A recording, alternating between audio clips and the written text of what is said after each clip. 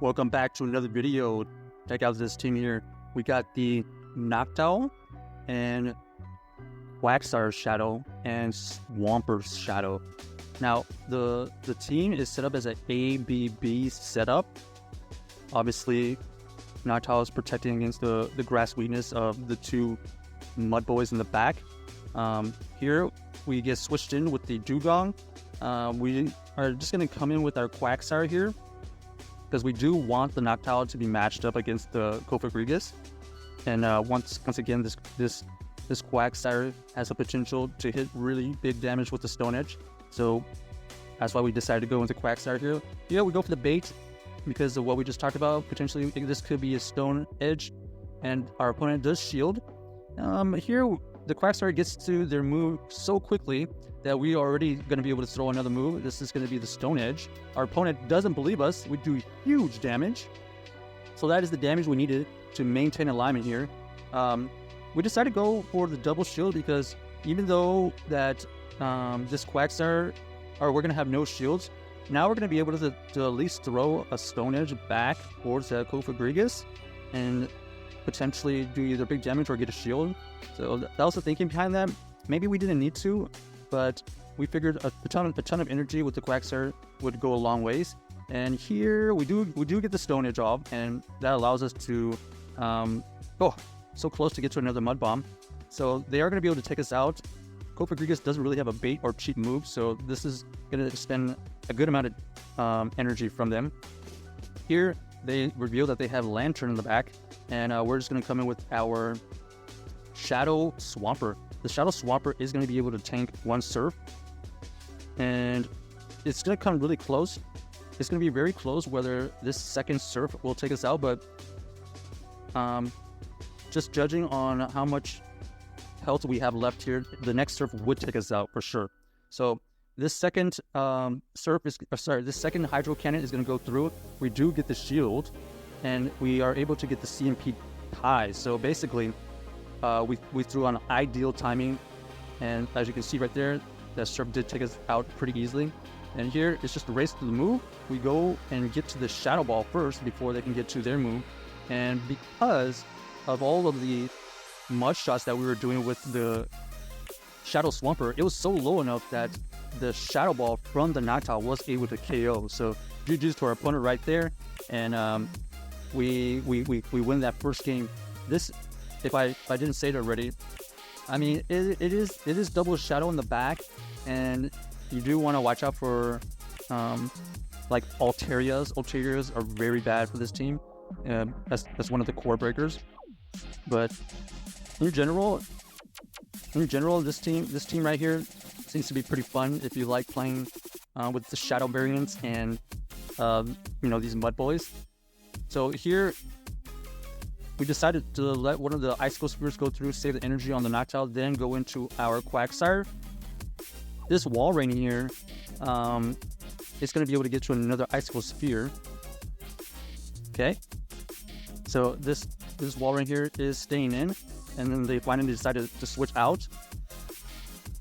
They revealed that they have Dunsparce in the back, so kind of an interesting Retro Cup Pokemon to use.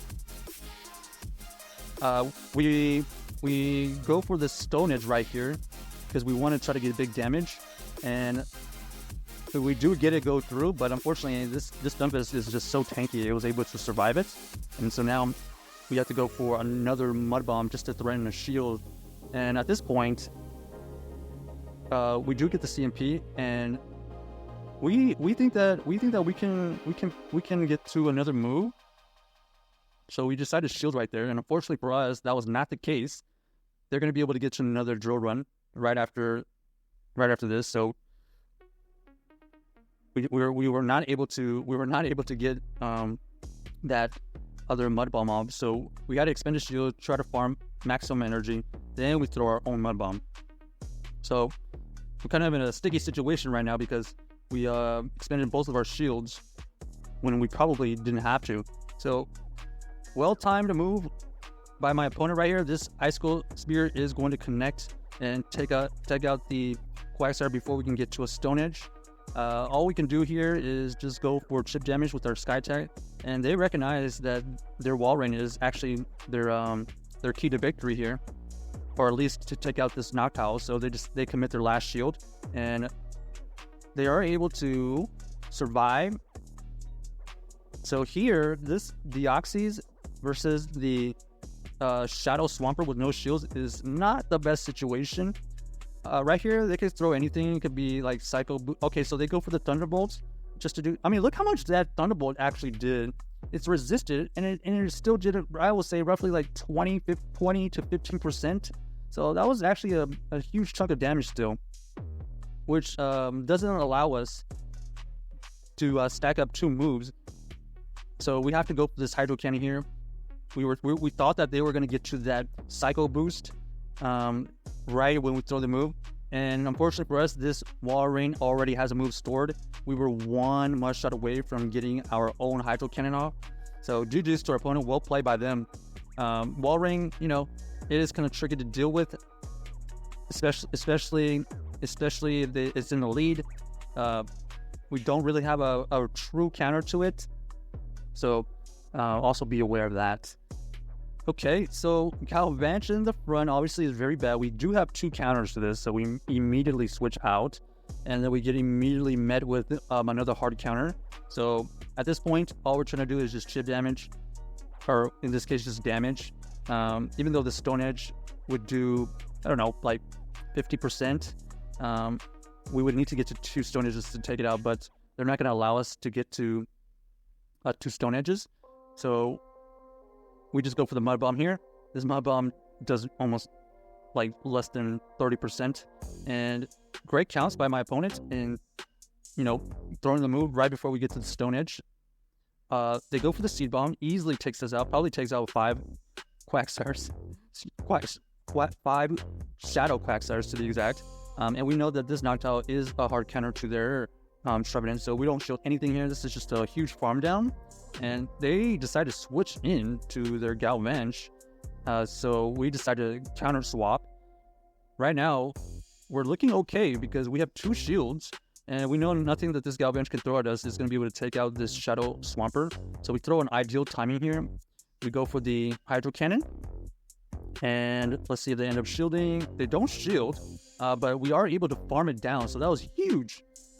We didn't expend any shields, and we are able to 1 shield farm down their own Galvantch. And because of that, we are able to throw our own Hydro Cannon back towards their Trevenant. So if you kind of go back and remember their team, they had Galvantch and Double Ghost. So here, we do have 2 shields.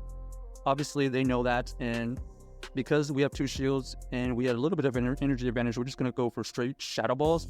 At this point, there's no need to bait because we're shielding everything anyways, and we are able to get to 2 Shadow Balls in the time that they have to get to 3 Avalanches because of our 2 shields. So we just go straight Shadow Balls here for the GGs, and that should be game, right? Boom! So GGs to our opponent right there.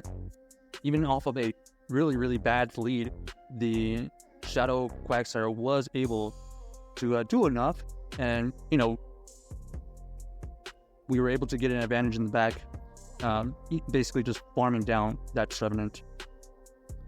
Okay, next, let's see what we find here. This is a Lurantis. Okay, don't really see Lurantis in retro. So here we are met with the Dugong. This Dugong, yeah, kind of a weird situation for us. We wanted to make sure we win with our Quagsire, because it doesn't want to see that Lurantis. So here we did get the debuff, so we're gonna go for the Mud Bombs here. We do get a shield, and now here it's just a matter of, do we want to commit 2 shields, or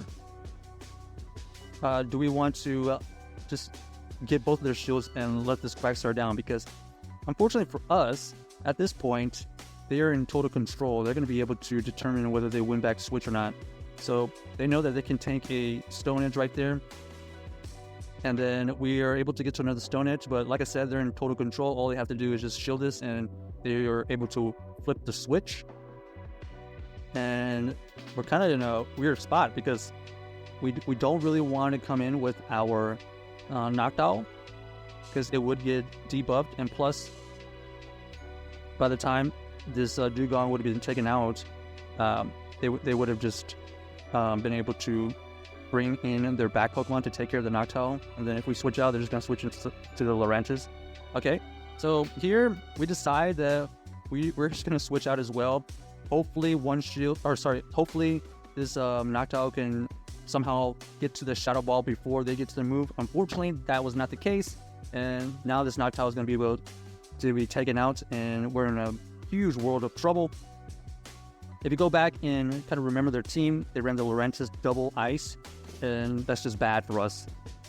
This is an unfortunate situation. Having the double ice team just doesn't bode well for our back line. Maybe against the Dugong, the play there is just to constantly go for the Mud Bombs, because they basically could just always double shield no matter what versus the Quagsire, and they're probably able to win back switch. Or the other move would have been stay in with the Noctowl for a little bit, do a little bit of chip damage, and then come in with the Shadow Quagsire. So those are the kind of two adjustments that we could have done there, but it's just one of those situations we had no idea that it was double ice. Okay, so let's get into the next game here. So far, the team is working as intended, and here we have Noctowl versus the Medicham. Pretty favorable matchup, so we expect a switch. Indeed, they do switch. They do have the Lantern in the back, and we do have a Shadow Quagsire for it. So usually whenever we see the Lantern, we usually go with the Shadow Quagsire because we were able to get to these Mud Bombs much quicker, and we're able to throw this Mud Bomb here. This Mud Bomb will not KO, but it will chip at this Lantern. It was a CMP tie, so that's good for us. We do commit a shield here because this Lantern isn't quite in farm down range of anything, and we do want to get as much energy as possible with this Shadow Quagsire. So once again, we throw the Mud Bomb right before they get to the Surf, and then we CMP tie on the next move. So this is going to threaten another shield or the KO. They decide to let it go. And then here, we're just trying to get to a Mud Bomb here to do chip damage. We don't want to go for the Stone Edge, which is resisted. So this chip damage here, let's see. Okay, yeah, this chip damage here would be putting this Medicham into the Shadow Ball range.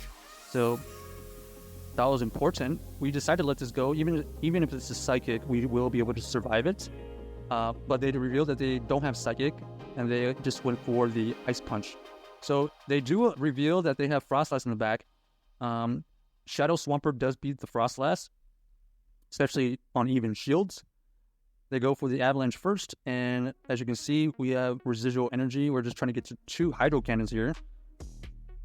The 2 Hydro Cannons are able to get there before they get to 2 Avalanches, and we're just going to throw our Hydro Cannon here, and this is probably going to get a shield. Let's see. Okay, yep, they do get a shield, and they throw their own Avalanche here. So right now we're sitting okay. This Frostlass has no energy, so this is a simple farm down. Well, not simple, but this is a farm down situation, which indeed is what happens. And now this Noctowl has plenty of energy. Check out this team. Let us know if you enjoyed it, and let us know if you enjoyed the video.